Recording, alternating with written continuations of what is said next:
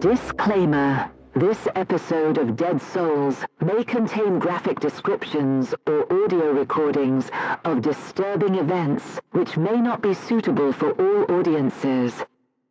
Listener discretion is strongly advised.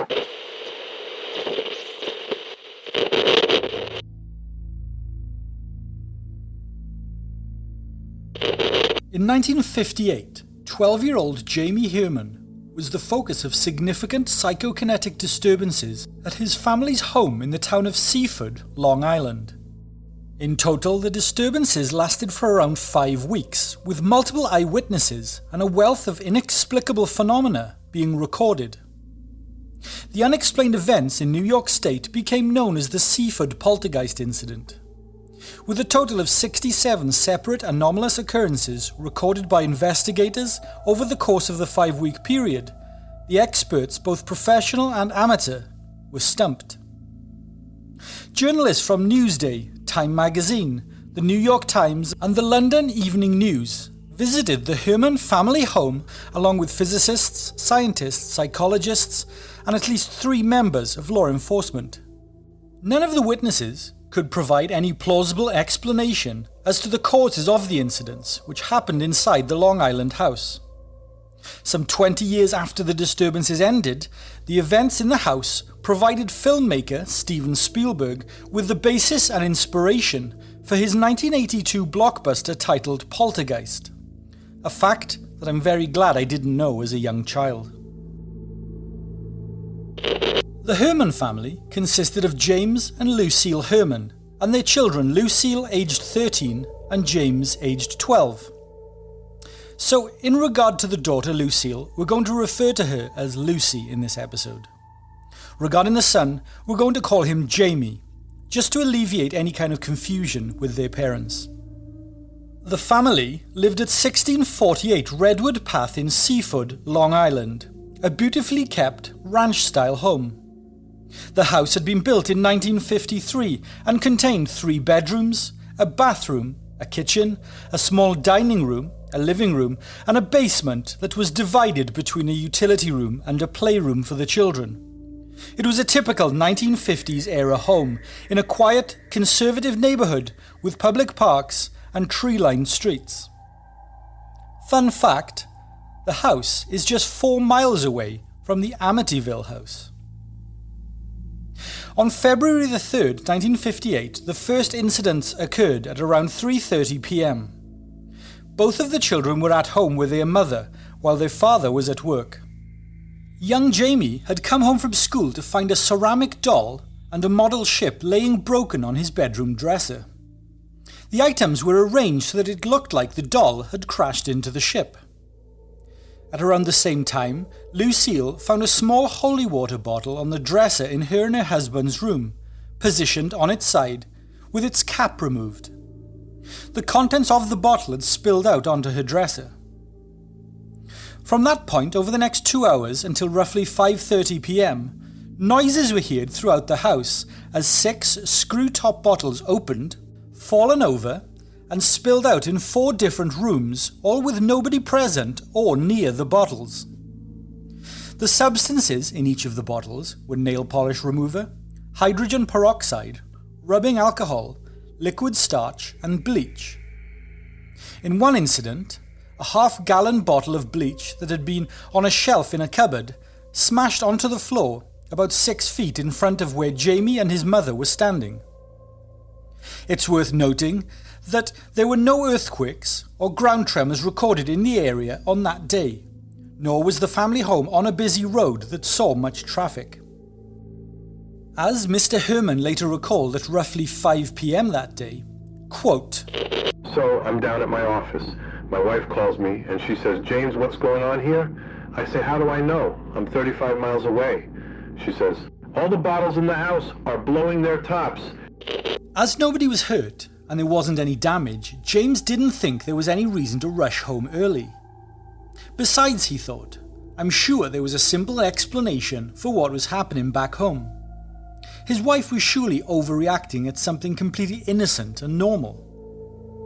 Mr. Herman got home at his usual time that evening at around 7 p.m. When his family explained to him what had been happening around the house, he initially suspected tricks or pranks were being played by Jamie.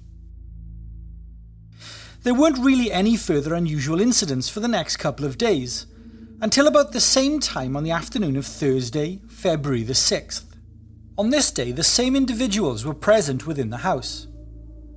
Once again, another half-dozen bottles in various locations around the house loudly popped their caps, with their contents spilling out. All of these bottles were screw caps and fully fastened. The next day was Friday, February the 7th. Again at the same time in the afternoon, roughly 3:30 p.m, and with the same individuals in the house, more bottles popped open and jumped in their varied and respective locations. Then 2 days later, on Sunday, February the 9th, Mr. Herman, who was still thinking that his son was playing tricks, got to see the phenomenon firsthand. At around 11 a.m, when he was standing in the bathroom doorway while his son Jamie was brushing his teeth, Mr. Herman gently quizzed Jamie about playing practical jokes. Eventually, he accused his son outright of being the culprit behind the recent happenings in the house. Jamie was annoyed at being accused, but before he could spit out his toothpaste and protest his innocence, a medicine bottle and shampoo bottle slid 18 inches across a shelf at the same time, in paths at right angles to each other, jumping off the shelf and landing at the feet of young Jamie. Even though Mr. Herman had witnessed this with his own eyes, he was still skeptical and quickly grabbed the bottles off the floor to examine them and the surrounding bathroom area. He was searching for hidden wires, strings, or anything like that, but he found absolutely nothing. The realization slowly sank in that perhaps there were things going on in the house that he could not explain. Mr. Herman stated that he really didn't know what to do at this point. More than anything else, he was confused as to what could possibly be happening. So he called the Nassau County Police Department and spent the next several minutes on the telephone with the desk officer, Lieutenant Frank Richardson, trying to get the lieutenant to take him seriously.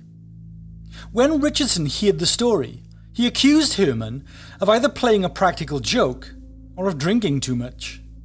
But what made him eventually believe Mr. Herman was the tone in his voice and his persistence. Mr. Herman was entirely serious, and his voice was shaking a little. He wasn't screwing around, Richardson later said, and it helped that Mr. Herman was not only a respected member of the community, with no record for making stupid calls to police, but he was also a reserve captain in the police department himself.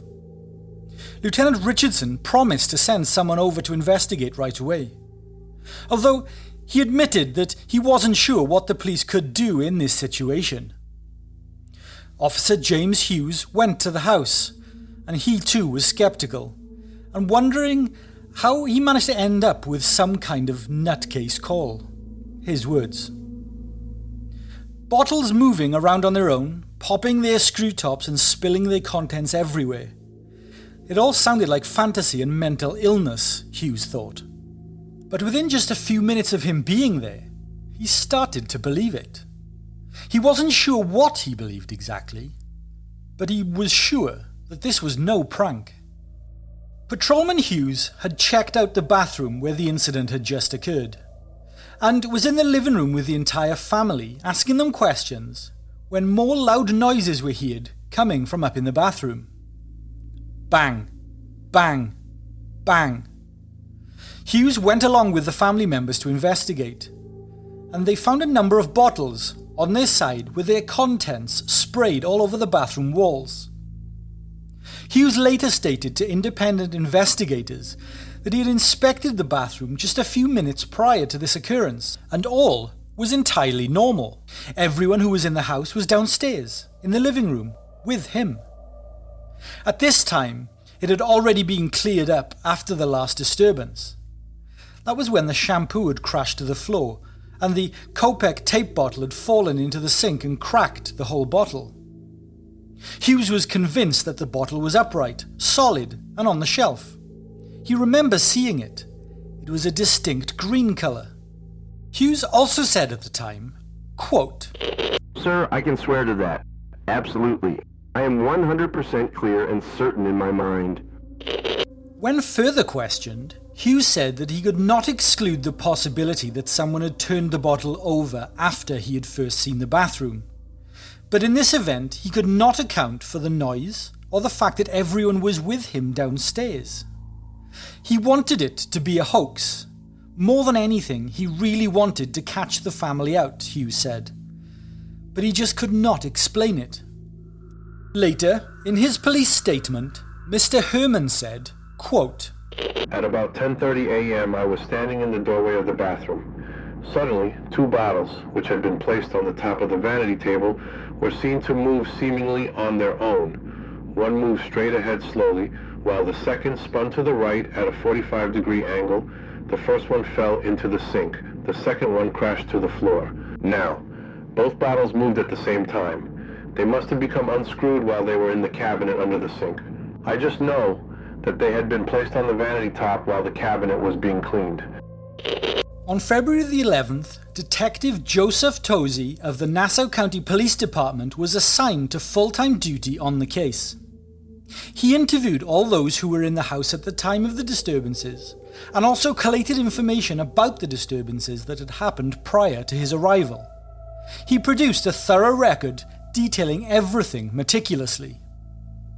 On February the 13th, the occurrences extended to other objects such as porcelain and plastic figurines, which moved, collided, and flew as if they were thrown, sometimes smashing into pieces.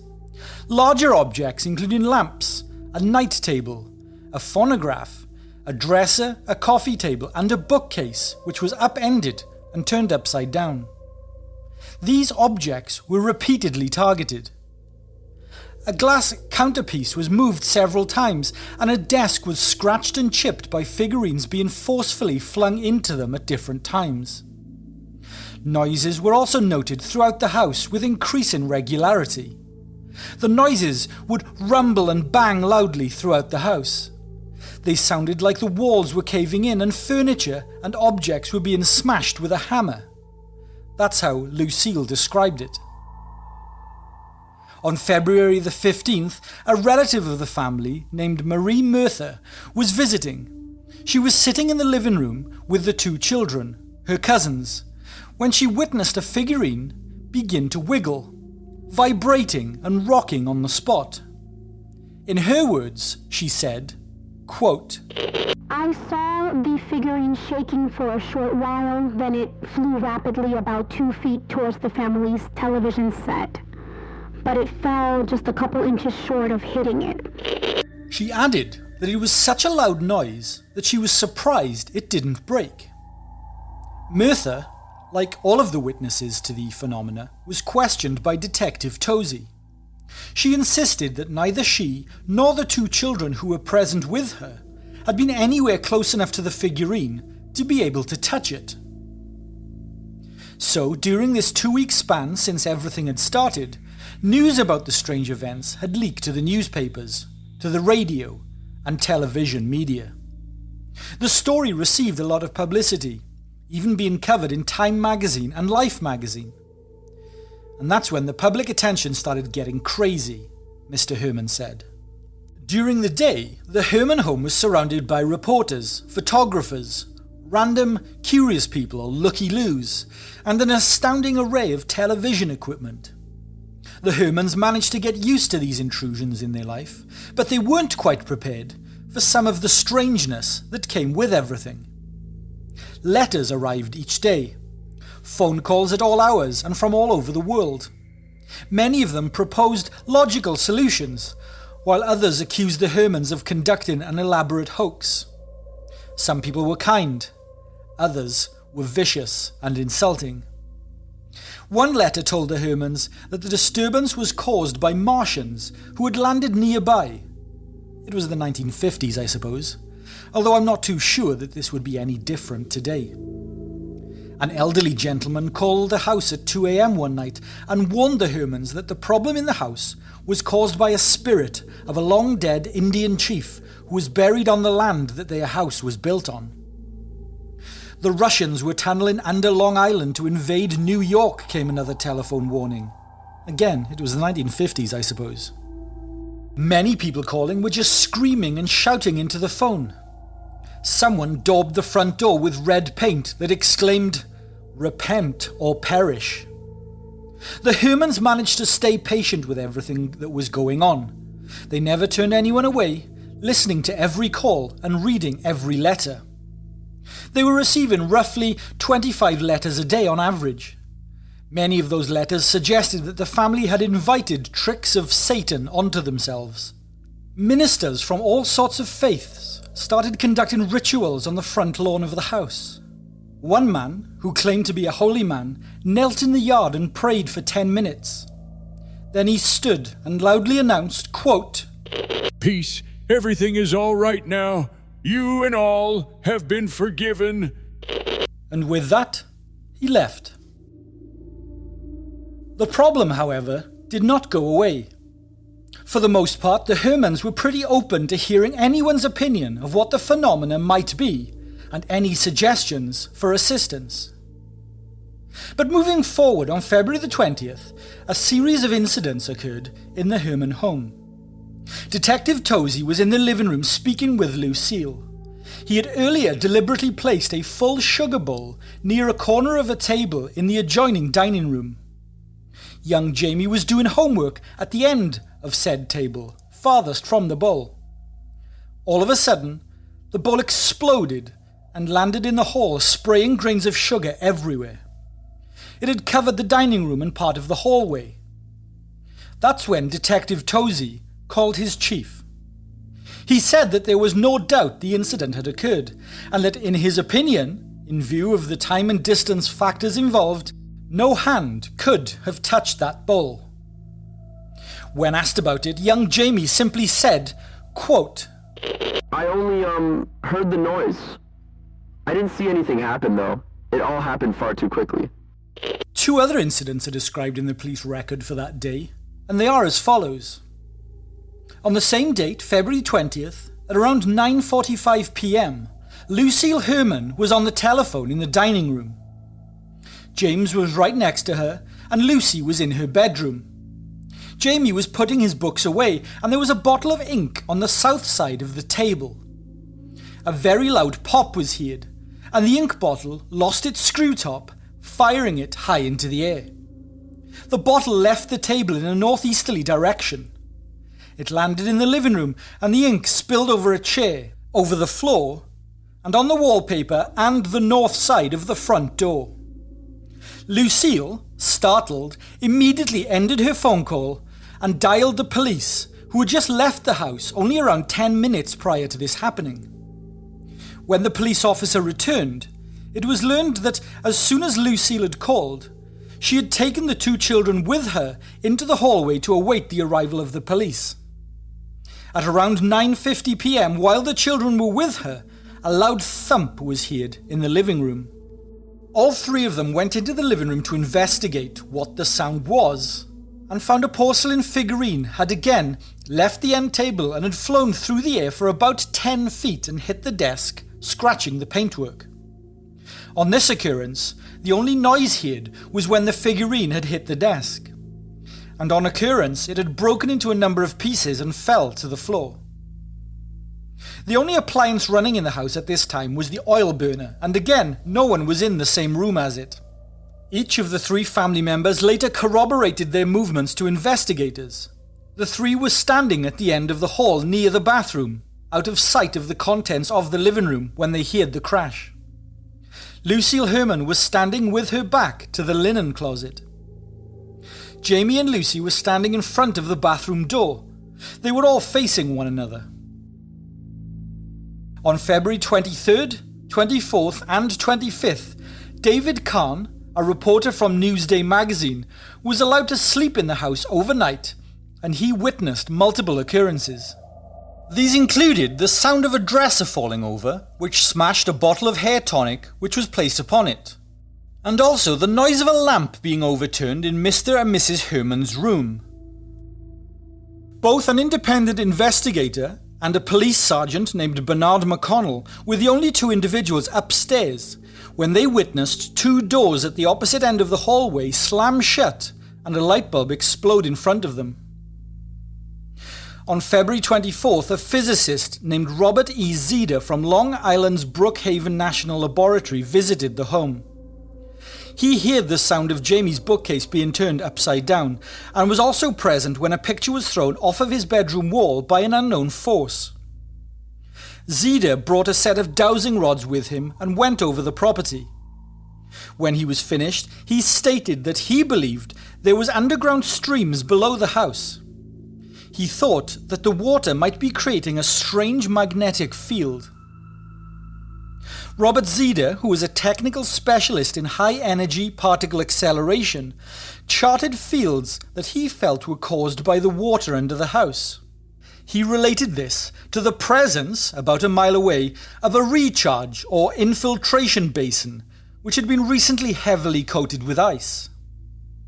Mr. Zeder felt that powerful vibrations, caused perhaps by a passing jet airplane, might have jolted the ice so hard that the shock wave was transmitted by the underground water streams in such fashion as to back up or strike hard directly under the Herman house. Now, I appreciate this may sound like a stretch, but it was a proposed theory. Detective Tozy examined this idea at length, but a geological survey suggested that the information was inaccurate. The Hermans were open to any kind of logical solution for the most part, however. Then on the night of the 24th, Dave Kahn was alone in the living room at around 9 p.m. He was reading on a chair, chosen specifically by himself so that his eyes would be in a direct line of sight with Jamie's darkened bedroom. Suddenly, a 10-inch geographic globe, ordinarily on top of a metal rod at the far side of Jamie's bedroom, hurled itself across the hallway. It landed in the living room across from where Mr. Kahn was sat. The reporter rushed across the hall and flipped on the light in the boy's bedroom. The boy was sitting up in bed. His legs were still under the blankets. Jamie said that he had heard the noise, but not seen anything once again. Mr. Kahn wrote that it was possible, although improbable, that the boy had thrown the globe. The next day, on February 25th, a statuette of the Virgin Mary flew from a dresser top in the Herman's bedroom. Later that evening, with Jamie alone downstairs in the living room, doing homework on a table at the far side of the room, a portable phonograph at the other side of the room left its stand, flew across the room, and dented the wood of the open-work stairway. Jamie later said, once again, quote, I heard the noise again. It was really loud, but when I looked up, I just saw the pieces of the phonograph on the floor. It all happened too quickly to see. I couldn't react in time, I guess. Obviously, the fact that Jamie had been alone in the room on several occasions, and nearest to the displaced articles, meant that the attention focused on him once again. Detective Tozy agrees that it would have been possible for the boy to have caused some of the incidents, but he emphasized that it would have been improbable, and in many instances downright impossible, for him to have caused all of them. The detective specifically cites the overturning of a 75-pound bookcase shortly before the globe was thrown. It was far too heavy for Jamie to have moved it. A set of the Universal Standard Encyclopedias was also stacked upon the bookcase. Even a grown man would have had trouble turning that bookcase and its contents upside down, let alone a scrawny 12-year-old boy. News reports of the incident came to the attention of the Parapsychology Laboratory of Duke University, which is now known as the Rhine Research Center. That center assigned J. Gaither Pratt and William G. Roll to investigate. William Roll was a well-documented and respected parapsychologist. He has been involved in some very interesting cases. Anyway, on February 26th, Pratt visited the home, hoping to witness some of these disturbances. Like everyone else, Dr. Pratt was welcomed into the Herman residence and greeted very warmly. He explained that he had come purely as an observer, and he spent most of the time there just talking with Jamie, playing cards with him, helping him with his homework, and generally just being around the boy. There was no sign of anything out of the ordinary during this particular visit. It was Pratt who then contacted William Roll to join him at the residence. Together they interviewed the family members and were convinced that none of them were perpetrating any kind of hoax. Pratt told a United Press reporter that the family was much too shaken for it all to be a hoax. Absolutely nothing occurred while Pratt was there, and he left on March 1st. On March 2nd, the disturbances resumed. On March 4th, John Gold, a reporter from the London Evening News in the UK, visited the home. He saw and heard several incidents which he couldn't explain, at times when members of the family were in different rooms. On March 7th, Pratt and Roll made a second, unpublicised week-long visit. During this visit, they both saw and heard a number of incidents. 2 loud thumps from Jamie's room on March 9th, whilst Jamie wasn't even at home. And the last recorded incident involving a bleach bottle the following day, which would have been March 10th. Detective Tosey stated that he was completely stumped. He had a briefcase full of data and evidence. He had consulted every kind of engineer imaginable. He had spent several hours interviewing the family on different occasions. He was also working closely with the parapsychologist from Duke University. He said that he was perplexed, but not discouraged. Throughout his entire investigation, Detective Tosey was also mocked, ridiculed and laughed at by his colleagues, who saw his investigation as a wild goose chase. His colleagues felt that the Herman family was making a fool of Tosey and pressured him to abandon the case. Regardless, Detective Tosey stuck with the investigation. So, let's talk about the theories, shall we? In June 1958, a 45-page report by Pratt and Roll was published in the Journal of Parapsychology. It comprehensively logged and categorized the incidents and described the actions and statements of the people involved. It was thorough, detailed, and in-depth. It goes on to discuss physical causes, fraud, and paranormal psychological aberrations as potential explanations, and some of the physical causes. Pratt and Roll noted that a variety of tests carried out by experts during the occurrences ruled out most physical causes. A neighbour with a radio transmitter was found not to have used it for several years, and tests showed no unusual radio waves were identified at the property, so this ruled out high-frequency radio waves in the area. Unusual ground movements were ruled out, and scientists detected nothing remarkable during the 3 disturbances that happened while they were present.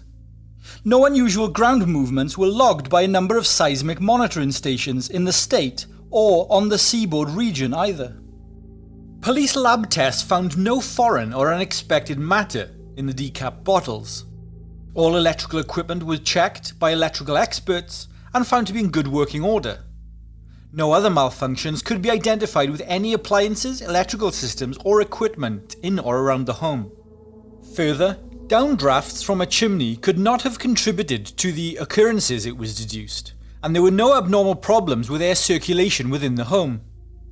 Storm windows in the cellar were checked, to no avail, and a well near the house was checked, and there have been no change in the previous 5 years in relation to groundwater levels or movements.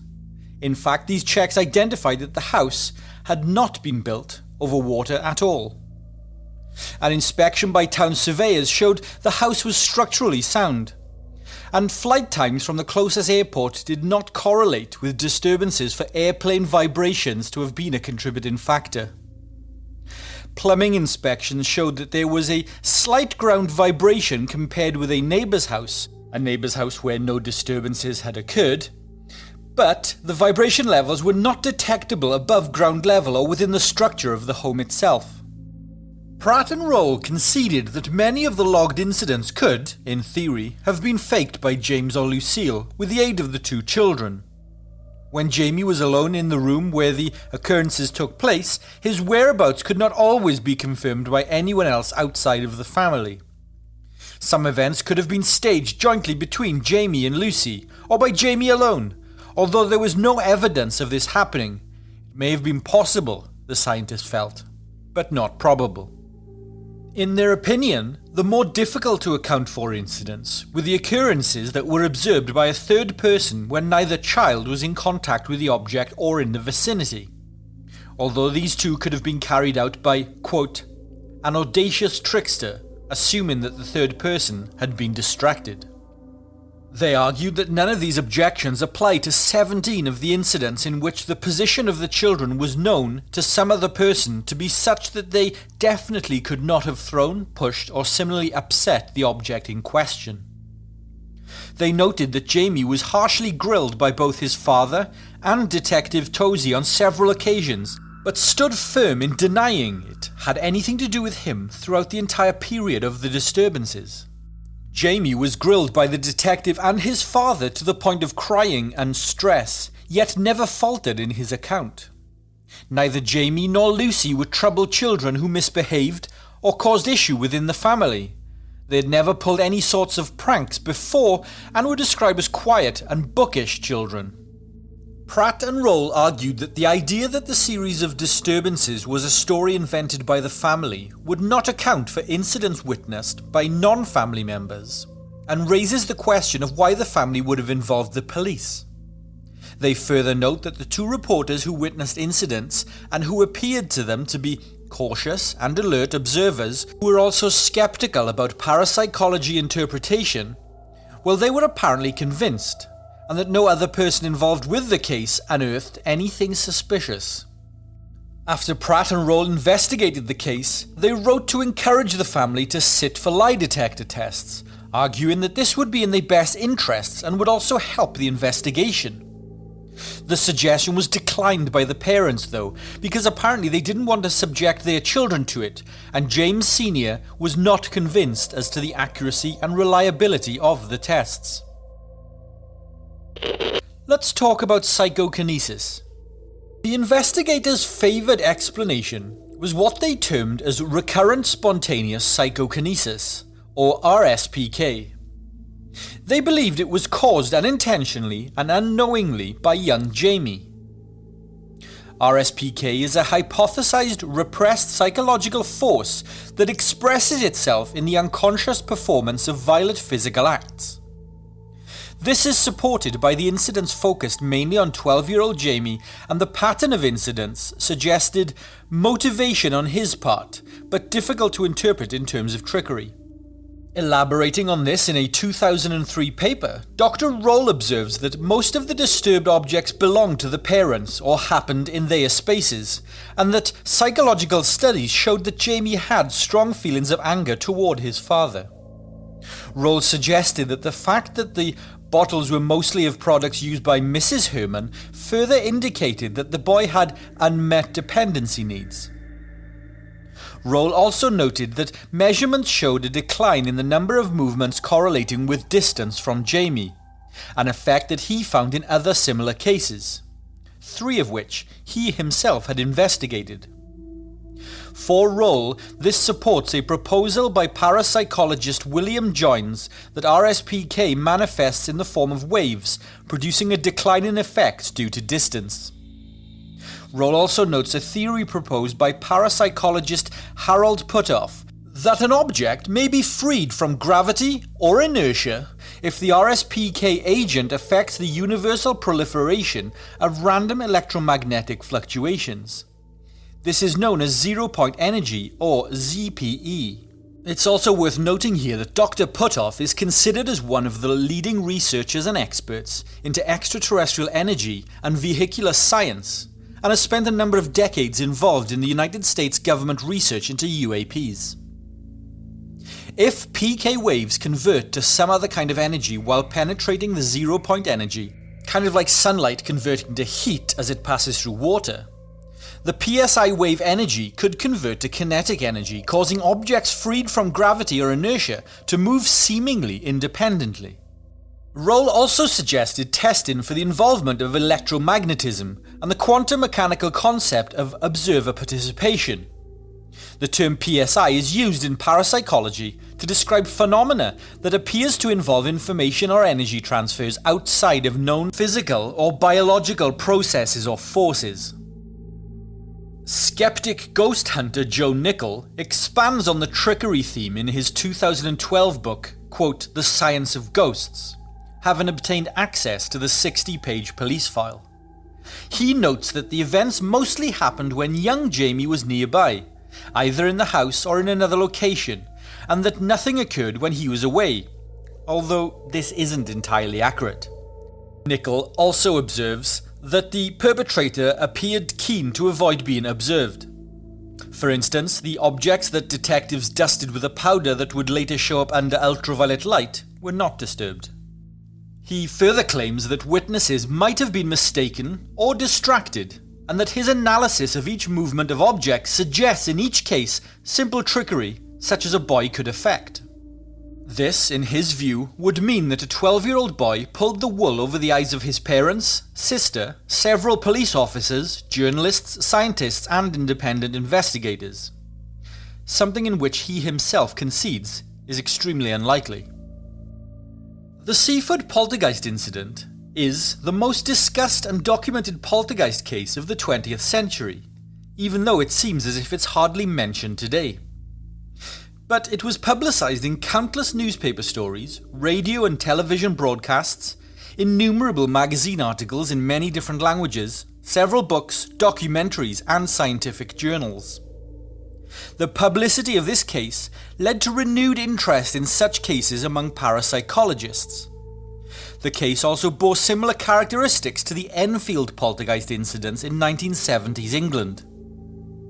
Both Pratt and Rawle investigated a similar reported phenomenon in 1971, in which souvenir objects appeared to propel themselves off shelves in a Miami warehouse. And Rawle was also present in a widely publicised case in Columbus, Ohio in 1984. You will likely know this as the Tina Resch case of Columbus. But what are your thoughts on this case? I personally find poltergeist accounts absolutely fascinating, and it's interesting that there is a genuine scientific field of research into the phenomenon, and one which cannot explain it with any certainty. Do you think sinister spirits or demons are behind the occurrences? Or do you support the theory that psychological phenomenon results in the incidents documented here and in other well-known cases? Psychokinesis triggering zero-point inertia is an extremely fascinating concept, and the evidence to support this theory, although in its infancy, certainly does lead us down an interesting path of possibilities. A reporter named W.M. Michaelfelder wrote a wonderfully scaremongering and somewhat amusing article for the local Seaford Telegram in 1958. Michaelfelder perceived the cause of the disturbances at the Herman home were caused by the history of the land. He wrote, quote, Seaford has emerged as the dead center of the occult jumpings of Chief Takapusha and his devil-worshipping Massapequas back in the 1680s. Historians have recalled how, in the Seaford area, including the very neighborhood the Hermans lived, Indians led by Takapusha held fantastic religious rites in the forest. Heard through the shadows of the trees within the Puritan settlements were dark vibrations and unearthly drum beats. These drum beats sent a shiver into the heart of every white man for miles. Finally, the Puritans sent out armed men to warn the Indians to stop their powwow and worship of the devil. Takapusha's tribe lived, fought, and celebrated evil sacred rites in the Nassau County area and were an offshoot of the famed Algonquins who lived in a devil-worshipping, drum-rolling village. Dead Souls is researched, written, produced and hosted by me, Jamie Black, with music by Mark Butler and Coag. Dead Souls is not part of any network or corporation and is entirely independent. Therefore, our views are completely free from any bias or censorship. For more information about our show, follow us on Twitter at Dead Soulscast and Instagram at dead_souls_podcast. If you want to support the show, You can do so by going to patreon.com/deadsouls. For $2 a month, you will get access to exclusive ad-free episodes only for Patreon supporters, and exclusive access to written articles, blogs, and research. You may have noticed that sometimes our podcast doesn't appear on your YouTube feed, and very often our podcasts get age-restricted or removed altogether. This isn't by accident. We cover topics that are not always algorithm-friendly, and the big corporations don't love it when we talk about certain topics or have certain conversations, especially the kind that challenge mainstream narratives. This is another reason we have created our Patreon. It is a space where we can post full, unfiltered and uncensored topics that the big platforms and mainstream media don't always like. Proceeds from our Patreon go directly to supporting us, our show, our research, and keeping the lights on here at Dead Souls HQ. Go check it out. Patreon.com/Dead Souls. That's it. Thank you for listening. Good night, everyone.